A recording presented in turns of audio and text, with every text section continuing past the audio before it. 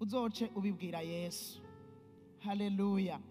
Ikigira kabiri twavuganye ni ugutahura ibigeragezo bikuza ko kenshi.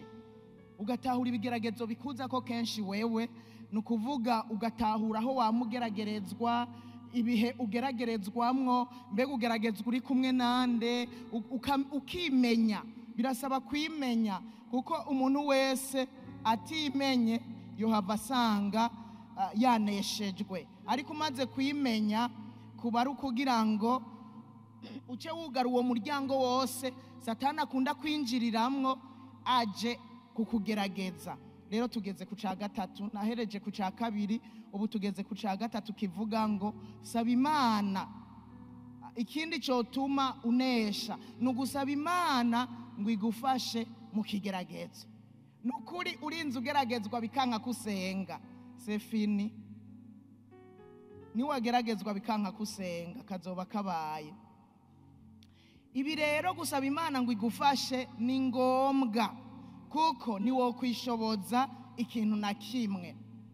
Tubishobozwa n'uwuduha inkomezi ari we Kristo. Haleluya. Imana yama iduteza amatwi amasaha 28 kuri 28. Nirambigwa kandi aya masaha 28 y'uyu munsi na yejo na yahijya yejo kuva itariki imwe gushika 31 y'ukwa 12, Imana ibiduteze amatwi. Ntirambigwa no kutwumviriza, irakumva kandi yiteguye kugutabara mu bigeragezo urimwo. Amashimeshi ku bwa Kristo, ariteguye kugutabara.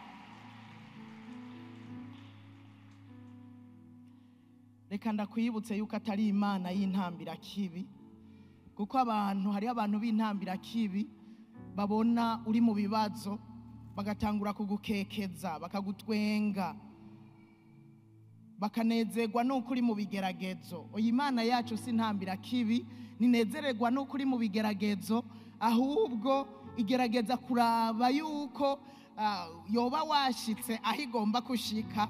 Kuko narababwiye ndiko ndavuga ibigeragezo harimwo bibiri, harimwo ico bita tentation mu gifaransa na épreuve. Rero iyo uri kurageragezwa na Satani ariyo tentation, Imana ni gukekeza ngo koma ngo ibiki nibiki, oyaye ibirindiriye kuyibwira ngo Mana ntabara, ngirira neza. Haleluya. Ichi Imana yatwemereye kiri muri no Zaburi ya 50 umurongo wa 15.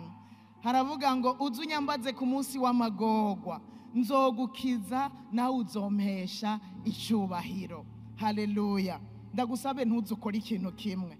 Niwagira amagorwa uzuyambaze, yasezeranye kugukiza. Ariko hari ikindi cya kabiri yongeyeko, aravuga ngo nawe uzocugaruka umuheshe icyubahiro. Niwagirirwa neza rero, watabarutse, uzogaruke umuhesha icyubahiro, azonezerwa cyane. Haleluya. Iyo uri mu kigeragezo hari igihe bidakunda kuvugisha isengesho rirerire, kandi ndazi ko namwebwe mwese bimaze kubashikira bikanka kuvuga isengesho rirerire. Ariko ntuzoreke guhamagara Imana, nawe wosemerera ati Yesu azomenya, kubera asoma mu mutima, azomenya n'ivyo wagombye kumubwira. Nawe uzosemerera uti Mana yanje, Mana yanje, Mana yanje. Ushoboye kongera ko ngo ntabara, azogutabara. Haleluya. Mana yanje nshoboza. Na Yesu mu kigeragezo yararimwo, nta byinshi yashobora gusenga hamwe ari Getsemane, nivyakunda.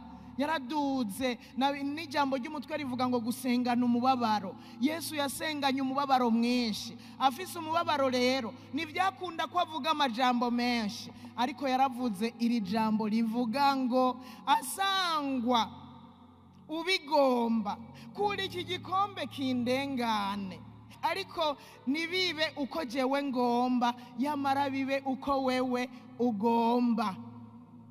Haleluya.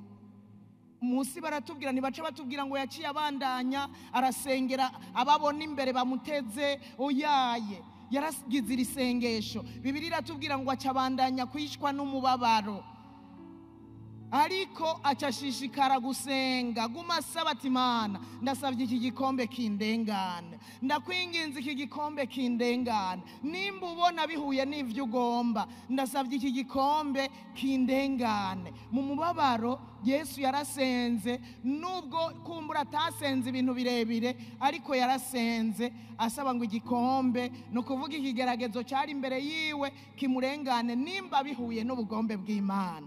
Na wewe uzoza urasaba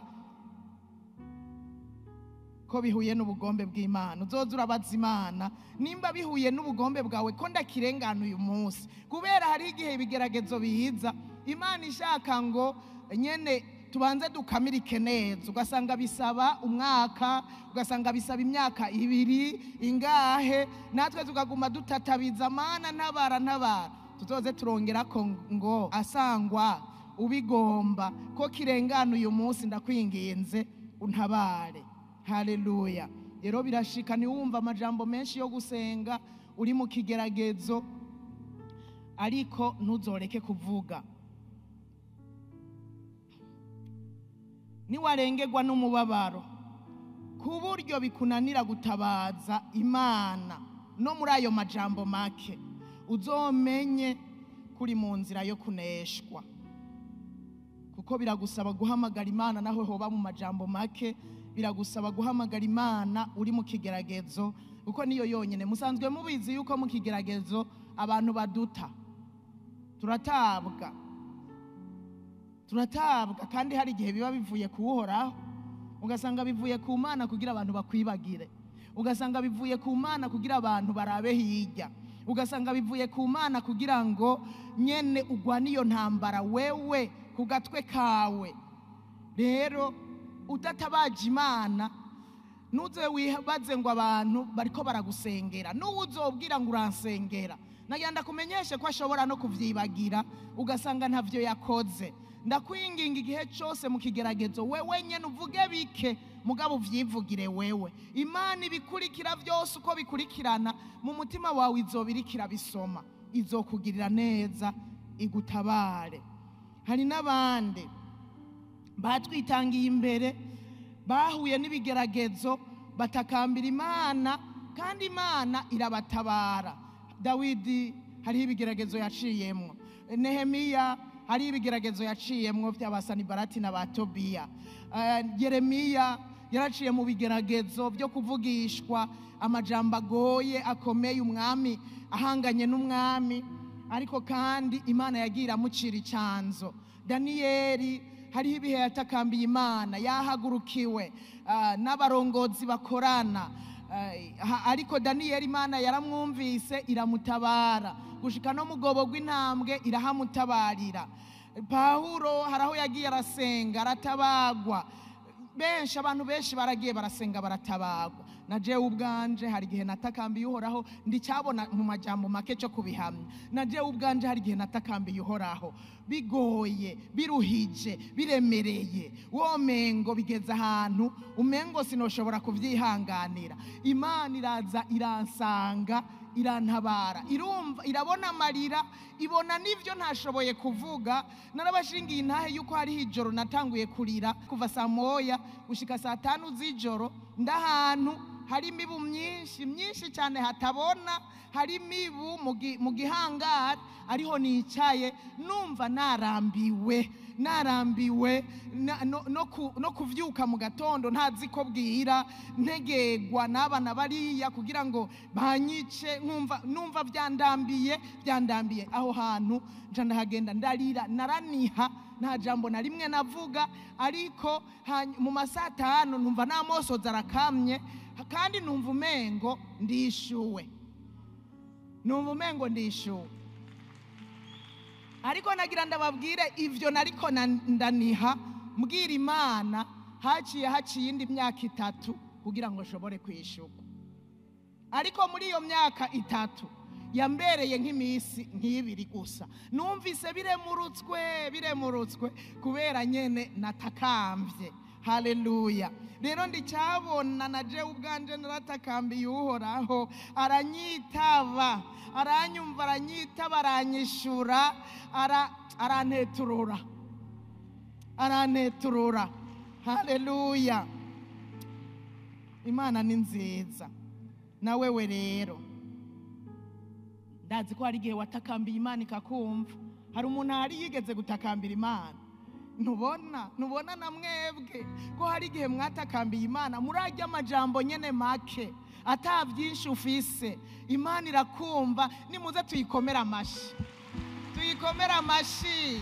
Ni Imana yumva gusenga, ni Imana yumva ibyisabwa, ni Imana yishura amasengesho. Ninteturuye, ninihemuka, numwizigirwa, numutabazi. Haleluya, haleluya. Wamuremye niwaba mu kigeragezo, ndakwinginze uzoreme, uze wibuke yuko hari n'abandi bageragejwe, hanyuma baratakamba, Imana irabumva, hanyuma uzotekane. Haleluya. Abisirayeli n'akarorero. Abisirayeli ngo hari haheze igihe kirekire umwami wa Egiputa aratanga, Abisirayeli banihishwa no kuba mu buja, barataka. Ugutaka batakishwa n'ubwo buja kuraduga gushika ku Mana. Imana yumva amaborogo yabo, ica yibuka isezerano ryasezeranye kubwabo. Haleluya. Burya iyo dutakamba, Imana iribuka ati burya umuntu ndafise icyo namuvuzeko, uyu muntu ndafise icyo ngambiriye kumukoresha, igakiza ikagutabara. Haleluya. Igihe gikwiye kigeze. N'uwandikiye Abaheburayo rero aremeza ko Yesu azotwumva akadutabara kubera nawe yageragejwe.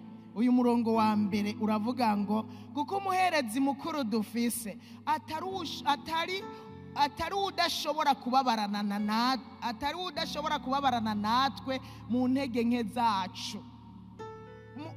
Sinzi ko muvyumva. Umuherezi dufise si umuntu w'intambira kibi ngo aguma turaba atwitegereza, oya. Si umuntu adashobora kubabarana natwe, ariko n'umuntu ababarana natwe, aje akababarana natwe, nihaca dutabarira rero, kuko nihaca abona hamwe umuntu agiye kuneshwa agaca mucira icyanzo agaca arengana. Haleluya.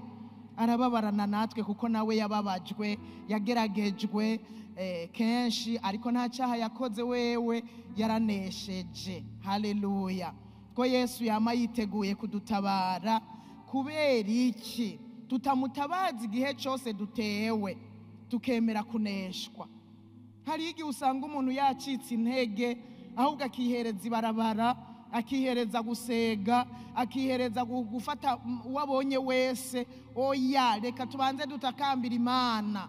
Imana itubwira icyo dukwiye gukora, kandi udatakambiye Imana uzoneshwa nta kabuza. Satani kugira umuneshe, ndakwinginga ngo uhamagare uwamunesheje. Udahamagaye uwamunesheje nta bwoba azogira, azoguma kuraba, aguma kuraba, agutwenge, anezerwe nuko nyene uri kurananirwa. Ariko hamagara sha izina rya Yesu, hamagara uwamunesheje hamwe ku musaraba, hamagara wa wundi yamunesha na hamwe inyuma ya minsi 40 ariko aramugerageza. Umuhamagare gusa, azomaramara atetegwe, ajavuga ati ndananiwe. N'uyu muntu wa Kristo arananiye. Haleluya. Ibuka ko Imana itababazwa cyanke ngo irambigwe no kuguma tuyihamagara. Abaheburayo 4:16 haravuga ngo nuko nitwegera intebe y'ubuntu dushize ubwoba. Uko byoba bimeze kose, egera intebe y'ubuntu ushize ubwoba. Nawe wowe wakoze icyaha, egera intebe y'ubuntu usaba imbabazi, mbere ucumubwira n'izo ngaruka z'icyaha. Erega ari ibigeragezo tugira ari ingaruka z'icyaha. Egera intebe y'ubuntu ushize ubwoba, wegera intebe y'ubuntu kugira ngo turonke ikigongwe, tubone ubuntu bwo kudutabara mu gihe gikwiriye. Imana iratabara mu gihe gikwiriye. egera intebe y'ubuntu ushize ubwoba, udakekeranya. Imana irahari, iriko irakumva. Urukundo rw'Imana kuri twebwe no kwihangana kwayo ni byinshi cyane ku bugingo bwacu, kandi bihoraho ibihe byose. Ibyo bikuremeshe mu rugendo, mu bibazo, umenye ko urukundo Imana idukunda no kwihangana itwihanganira ni byinshi ku bugingo bwacu, kandi bizohoraho ibihe byose. Naho uwo muhamagara inshuro nyinshi ku munsi, ntarambigwa no kukumviriza no kugutabara. Niwemere kuneshwa, Imana yacu irahari kugira ngo igushoboze kugwana unesha. Inkomezi ziva kuri yo, nk'uko Pawulo yandikiye ab'Ifilipi, aravuga ngo nshobozwa byose n'uwumpa inkomezi. Ushoboye kunesha ikigeragezo, ukwizera nako kurushiriza gukura no gushikama. Haleluya. Ushoboye kunesha ikigeragezo, ukwizera kurushiriza gukura, ukongera ukumva urashikamye mu kwizera. Niwemere rero kuneshwa, ntucike intege, ahubwo niwumva umenga ugiye gucika intege, urangamize mu ijuru nk'uko navuze, usenga. Ugutabagwa kwawe kuzova kuhoraho yaremye ijuru n'isi. Ntazokundira ibirenge byawe ko bitirimuka, ukuzigama ntazohunyiza, mbere ntazonasinzira na gatoya. Haleluya. Rangamiza mu ijuru, reka kurangamiza imisozi hirya no hino cyangwa uraba abantu. Rangamiza mu ijuru, kuko gutabagwa kwawe niho kuzova, kandi ntazokundira ko ibirenge byawe bitirimuka. Ukuzigama menya ko adasinzira, mbere ntanahunyiza. Haleluya. Iyi ni Zaburi 121. Somye muri Zaburi 138 murongo w'indwi n'uw'umunani, haravuga ngo naho ngendera hagati y'amarushwa azonzigama. Mwumva ivyizigiro by'umuntu rero yasenze, yabwiye Imana. Umenya ko wabimubwiye ukavuga uti, ugaca watura aya majambo, naho ngendera hagati y'amarushwa azonzigama. Iri ni jambo dukwiye kwatura uno munsi. Erega naho wowe utarayari mu munsi, kubera tukiri mu isi, burya turiko tugendera hagati y'amarushwa. Sinzi ko mubitahura. Turiko tugendera hagati y'ibibazo, hagati y'imitego ya Satani. Nerutse wature ngo naho ngendera hagati y'amarushwa azonzigama. Haleluya. Tubisubiremwo ngo naho ngendera hagati y'amarushwa azonzigama. Umurongo ukurikira, azoramvurira ukuboko kwawe kurwanya uburake bw'abansi banje. Uzoramvurira ukuboko kwawe kurwanya uburake bw'abansi banje. Ukuboko kwawe kw'iburyo kuzonkiza. Ibyanje uhoraho niwazobishitsa. Ibyawe uhoraho niwazobishitsa. Haleluya. Rwana intambara nziza. Rwana intambara nziza. Uriko wama ivyamwa byo kwihangana, ugende wihangana. Ijambo rya mbere twahereye ko ryavuze ngo hahigwa umuntu yihanganira ibigeragezo, kuko niyamara kurama azokwambikwa igitsibo c'ubugingo. Rwana intambara nziza, wihangane mpakunesheje, hanyuma uzovuge nka Pawulo ngo nagwanye intambara nziza, narangije urugendo, nazigamye ukwizera, ibisigaye mbikiwe igitsibo cy'ukugororoka, icy'umwami wacu umucamanza agororoka azompa kuri wa munsi. Kandi si jewe jenyene nzogihabwa, ariko kandi n'abakunze kuzaseruka kwiwe bose bazogihabwa. Amen. Ego turakwiye kuvuga ngo iri jambo nagwanye intambara nziza, ndasozereye urugendo amahoro. Haleluya. Iri jambo rirakomeye. Yumva sozereye akimatanye na Kristo. icoma tukazosozera urugendo ariko tuvuga bizoba biryoshe cyane. Ibuka ko hari impera kubanesheje ikigeragezo. Ivyo bigutera umwete wo kugwana unesha, kubera hahigwa abihanganira ibibagerageza bakazohabwa impera. Ikigira kane, twariko turavuga yuko ubibwira Imana, ibikugoye ubibwira Imana. Ntuze wibagire mu majambo makeya ushobora kuronka, ntuze wibagire kubwira Imana. Hari igihe tugira ibigeragezo ugasanga umengo turavyemerewe kudasenga.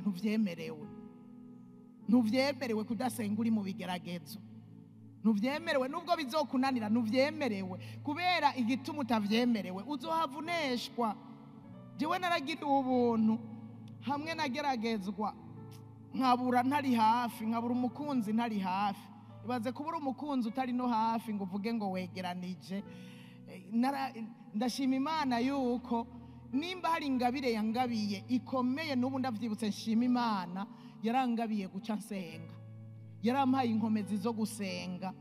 Muri uko gusenga ndisengera jewe ubwanje, ndasengera kuva ku cambere gushika ku canyuma. N'ubuzima bwanje buzokurikira urya munsi nyene niho nabushira mu maboko y'Imana. Ibibondo ndabishira mu maboko y'Imana. Anterema ndayishira mu maboko y'Imana. Ikintu cyose nikiriyo ndasenga ngo Imana izibane natwe mu kiriyo. None nitwaronse n'abakizwa mu kiriyo. Idimanche ya mbere twakoranye twararonse abakizwa, abakira Yesu nk'umwami n'umukiza. Nari nasengeye nikiriyo ngo Imana izibane natwe, kandi yarampaye n'ico mvuga. Muri izo ntege nke nyene ahubwo nshitse niho numva ko bikunda ko nsenga, ariko mu majambo make narasenga, sinashobora kuryama nasenze. Niyo ngomba ngende mu kiriyo narumva ntafise ivyo nza kuvuga, nkavuga nti Imana ndakwinginze ubane nanje, Mpwemu Yera umpe ivyo nza kubwira aba bantu baje gukorana, bababaye mu kumutima ariko bakwiye kubwirwa amajambo y'ubugingo. Hanyuma Imana nagenda ndi mu kayira ngendaho ikiriyo cyabera, nkumva Imana irampaye akajambo, canke nkumva Imana irampaye indirimbo nza kuvugiramwo. Ijambo nza kuvuga nkaca ndarivuga nta narisomye, nicaye naca ndabaho ryanditse gusa nkarivuga nta narisomye, ariko nkumva ubwanje rirandemesheje, nabo ndiko ndabwira bakaremeshwa. Rero ushoboye kugusenga mu kigeragezo, nukuri ntuzomaramara na gatoya. Niryo jambo twariko turavuga ko niwageragezwa uzosenge niho uzonesha. Ikigira kane rero, shira umutima ku kindi kintu. Aha ndiko ndavuga ku bigeragezo vya tentation. Ushira umutima ku kindi kintu. Niwageragezwa ibi byo kugeragezwa nyene vya vyiyumviro biza bikaba muri wewe, cyangwa niwageragezwa ikintu nyene gikomeye, uretse n'ibiciye mu vyiyumviro, ikibazo kiri imbere yawe. Murabizi yuko umuntu yafise ikibazo hari igihe vyanka kwasinzira. Nagira ndagusaba ikintu kimwe, nuze wemerere Satani kurara udasinziriye. Muzi jewe ko namwankiye Satani ko ntazorara ntasinziriye, ngo nibibazo biri imbere yanje. Naramubwiye ni Satani, uzana iki? Uzana ibigumye gute? Sinzorara ntasinziriye, kuko kurara udasinziriye 1, 2, 3 usanga hapayutse. Hajya kubona dusinzira n'ubuntu twagiriwe butangaje. Rero akenshi hari abantu bari fragile gose kandi barekerana n'ufise projet ikomeye. Kasha izo projet zikuraza amaso kabuke, warabiremetse uhoraho, projet Imana izokwimenya uko ibigenza. Ufise urudeni rukomeye, ugo rudeni Imana izokwimenya ukundi ririha. Nirishobora kundaza nasinziriye, ndasinzira mu mutwe shira y'ibindi, shira umutima ku bindi bintu. Ngiye kuryama nkibuka nawe n'umugabo arya mahera nzoyariha gute? Cyamvuga nti aha Satani unzaniye hageze gusinzira, sindakwemerera. Okay, mu mutwe nkaca mvuga mbega twamye kuri eglise, yo ndibutse intahe na kayasi yashinze mu cyumba cy'amasengesho nkaja nangura kwiyuzuza intahe ijambo nasomye ryamfashije iyi nkuru numvise ari nziza nkavyuzuza muri jewe nkakoropa ubwenge bwanje n'ivyiyumviro byanje gwari probleme gwari imbere yanje hanyuma nkiyumvira ibyiza nkashira umutima ku bindi bintu binyuranye na cya kindi ncansinzira nk'akabebe hanyuma navyuka mu gatondo nkibaza mbega nasinziriye gute hagati aho burya nahavuye nsinzira gute mugabo nkibuka ko naciye nsinzira kuko akenshi ngiye kuryama ndashiramwo swate video y'ubutumwa bwiza swate audio y'amajambo y'Imana hanyuma ndibukaho naringeze ayo naringiri hafi mu yandi majambo nasinziriye n'ingoga ariko duhicicaro Satani niwemere mwabagabo ngo muri baserugo ngo vyacanganye ade bikure mu mutwe no mu bwenge no mu vyiyumviro hanyuma mushire y'ivyiza ibintu vyiza nimba madamu yigeze kugutwengera akakubwira ngo sheri ivyo birahagije gwa rubazo rushire hasi hanyuma mwijyamira umupfumbatire hanyuma muce muryama neza ivyo bibazo bireke urakenye uje mu gitanda ucuraba hariya ku ruhome uwundi arabe hariya ngo ibi bibazo vraiment tuzobivamwo gute birekerekana kavima shera gukunda pointre abadafise abasheri je urazi ikintu nshira imbere ndavuga kazima abana banje bankunda dukundana tukaja inama ibindi jo mamfu ibindi bizokoreka umunsi n'isaha bikwiye bigeze nkaca nsinzira nico gituma mwamubona mvyuka ndatwenga nyene Satani amaramare ndatwenga nkanezegwa hari umunsi mwaba murambona mvyutse nasutuye umunwa jamais sine mvyutse nasutuye umunwa bigenze gute waraye adasinziriye mba nabokoye niko bavyita ngo kubokora mba nasinziriye nkavyugwa nuko nkeneye kuja kuvyuka ndabibwire Yesu mugani mwave mwibaza ngo cyanjya mu mukondora zose mweka ahuko nijajara mfuma shiramwo reveye nkaca mvyuka nkabimubwira byose nturabona ubijya bintu byari bitanguye kuza mu ijoro nkabimudondera byose uko biri ndabikuremetse rero nkamca nigira no kubikogwa nuje ndamahoro nguwe neza haleluya shira umutima rero ku kindi kintu ku bindi bintu vyiza ukura umutima kuri ivyo muri Bibiliya nta nahamwe batubwira kugwanya ikigeragezo nta nahamwe batubwira kugwanya Satani kandi akaduhunga kugwanya ikigeragezo ntuzobishobora reka dubisoma hamusi ntuzobishobora ugiye ngo munigane wavyiyumviro we urabona ukuntu gumunzungurukamo mugiye kunigana ahubwo bizoca biguma bivyibuhe navyanditse ngaha hepfo Yakobo 4 havuga ngo umurongo w'indwi nuko mugamburukire Imana ariko mugwanye wa mugwanizi nawe azobahunga Igicete ca Petero ca mbere 5 umurongo w'9 aha mbere mwumvise yuko tutagwanya ibigeragezo ariko tugwanya Satani aha mu gice cya 5 kwa Petero naho havuga ngo mumugwanye mufise ukwizera gushikamye muzi yuko imibabaro iwanye niyanyu ishitswa no kuri bene data bari mwisi erega hari igihe ugira ikigeragezo ukibaza ngo niwe wenyene hariho abafise ibiremereye kukuruta uvyumvise ucuvuga ati mana yanje aho burya afise ibiremereye uko ugaca wumva gwawe kabaye akadogo kugwanya ikigeragezo biratandukanye no kugwanya Satani ndasavye ntuzogwanya ikigeragezo kukirofura ukiyumvira ibindi biratandukanye no kugwanya Satani turamugwanya kandi tukamugwanya dufise ukwizera gushikamye mu gihe haje iciyumviro kibi dusabwa guca dushira umutima ku kindi kintu kinyuranye n'ivyo kuko biragoye cyane kurwanya iciyumviro cyamaze kuza muri wewe, uca ukirengana ukishirirayo ibindi mu mutwe, mu bwenge no mu vyiyumviro. Mu kurondera kucirukana, ahubwo uca usanga tugiye kwiyumvira bibi kurusha, kandi turashobora kubigwamwo. Eka iki ndagisigure gato.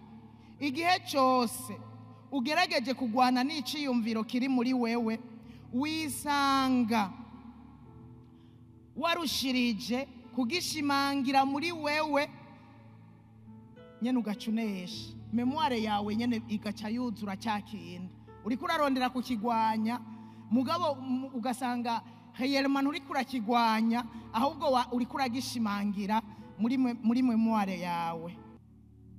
Ntushobora kugwanya ikigeragezo mu kurondera kugwanya uko wiyumva kwa vyawe nico kigeragezo, kuko buryo uko twiyumva ikigeragezo kiravyara ibintu muri twebwe, ugasigara wiyumva ukundi kuntu cyakuganje nyene muri wewe. Uko bishira ku mutima birabandanya kukuganza, kandi urumva kuba ubihaye inguvu, kubera ikigeragezo gihera mu vyiyumviro. Kugira ukigwanye, hindukiriza ivyiyumviro vyawe ku bindi kandi vyiza, aho uzoba uhagaritse ubushobozi byari kukugirako. Iyo ni intambuko ya mbere y'intsinzi. Haleluya. Uzoba uri kurakinesha burya bukebuke niwashobora guhindukiriza ivyiyumviro ahandi. Burya intambara yo mu vyiyumviro uyitsindira cyangwa uyineshereza muri wewe nyene. Ikintu ushize ku mutima kiruhira kukuganza. Nico gituma Yobu yavuze ngo, igice cya 31 umurongo wa mbere, nasezeranye isezerano n'amaso yanje, none noshobora nte gushira ijisho ku mwigeme? Yari yarasezeranye isezerano n'amaso yiwe kugira ngo ntazohindukiriza amaso ku bigeme, kubera bica bizana ivyiyumviro muri we, hanyuma bikavyara cyaha ugasanga yagikoze. Matayo 5:28 havuga ngo, ariko jeho ndababwira yuko umuntu wese araba umugore akamwifuza aba amaze gusambana nawe mu mutima wiwe. Dawidi nawe yarasenze ati, ukebukisha amaso yanje noye kuraba ibitagira ikimazi, ungirire muzima mu nzira zawe. Agira n'isengesho Dawidi yasenze. Aba bose bigiriye imigabo yo kwirinda ivyo baraba mu ntumbero yo kugira ngo ntibivyare ivyifuzo cyangwa ivyiyumviro muri bo, usanga vyavyibushe bikaba binini, ugasanga vyabakoresheje ivyaha. Mbega nta muntu muri twebwe birashikira uravye televiziyo cyangwa aho ku telefone yawe ukagwa kuri meni abantu, kuri emission cyangwa kuri meni abantu bateguye nama ndabibona iryoshe cyane, uca wumva utanguye gusonza, uca wumva nyene utanguye gusonza, ukumva urabishatse. Uravye wayuza uca usanga wayuje. Ibi nibigaragaza yuko ivyo dushirako amaso, ivyo dushirako umutima, tuzadusanga vyakomeye muri twebwe, vyatwandukiye. Kenshi umuntu atwagwa n'ico ashize kwa maso canke ashize ku mutima. Uko wiyumvira ku kintu niko kikugirako ubushobozi. Rero niwiyumvire kuri ivyo biriko birakurusha, niwiyumvire ku vyiza. Gusuzugura ikigeragezo birafise ikimazi gusumba kukigwanya. Kiratakaza inguvu iyo ucibagiye ukiyumvira ku bindi. Ikigeragezo nicaguhamagara umuti ntuzocishura, kuko burya kirahamagara ku ruyeri kugwenge, uzusanga caguhamagaye ku mayeri. Hari n'igihe bizogusaba guhunga. Narigeze no kubivuga, bigusaba guhunga ico kibanza, icyo ikibanza ugeragerezwamwo wari kuragerezwamwo uri kurabona ibintu bihava bigukwega, uriko urasoma ibintu bihava bigukwega, urashobora kubihindura, ugahindura ikibanza, ugaheba kuraba televiziyo cyangwa telefone, ukaba kure y'abantu bamwe bamwe kumbure watahuye ko aribo batuma ugeragezwa. Gerageza ushire ivyiyumviro vyawe ku kindi kintu kugira ngo ugerageze kugabanya kugeragezwa biciye mu vyiyumviro, ni wiyuzuze ijambo ry'Imana canke ibindi vyiyumviro vyiza. Abaroma 12:21 havuga ngo ikibicoye kukunesha, haba mu vyiyumviro haba mu bikogwa, ikibicoye kukunesha yamara ikibukinesheshe ikiza. Imwemu yawe yuzuze ivyiyumviro vyiza. Satani ntashobora kubahuka kukuzanira ibindi bibi wamaze kuzuza imwemu yawe ivyiza. Ivyiyumviro vyacu tubishire kuri Yesu, nk'uko Pawulo yandikiye Timoteyo aramubwira ngo wame wibuka Yesu Kristo yazutse mu bapfuye. Ni wama wibuka Yesu Kristo yazutse mu bapfuye, nagira ndakubwire ngo uzokwibuka ubuntu yakugiriye, uzokwibuka igikorwa yakoze ku musaraba, wibuka ivyo usange vyakugiriye ikimazi, vyirukanye bya bindi vyariko birakugerageza mu bwenge no mu vyiyumviro vyawe. Twame twiyumvira ivyiza bibereye. Ab'Ifilipi niko Pawulo yabandikiye igice cya 4:8 aravuga ngo ibisigaye bene data, ivy'ukuri byose, ibyo kubahwa byose, ibigororotse byose, ibitanduye byose, iby'igikundiro byose, ibishimwa byose, nihaba hariho ingeso nziza, nihaba hariho gushimwa, aba ari byo mwiyumvira. Dukomera amashi uwo mwami twitega ko azodushoboza. Sozerere kuri aya majambo avuga ngo ushaka kunesha ikigeragezo rinda umutima wawe kuruta uko worinda ikindi cyose, nk'uko Salomo yaduhanuye acishije mu gitabo c'Imigani 4:23, urinde umutima wawe kurusha uko worinda ikindi cyose kuko ariho ubugingo bududubiriza. Umwami Yesu abahezagire.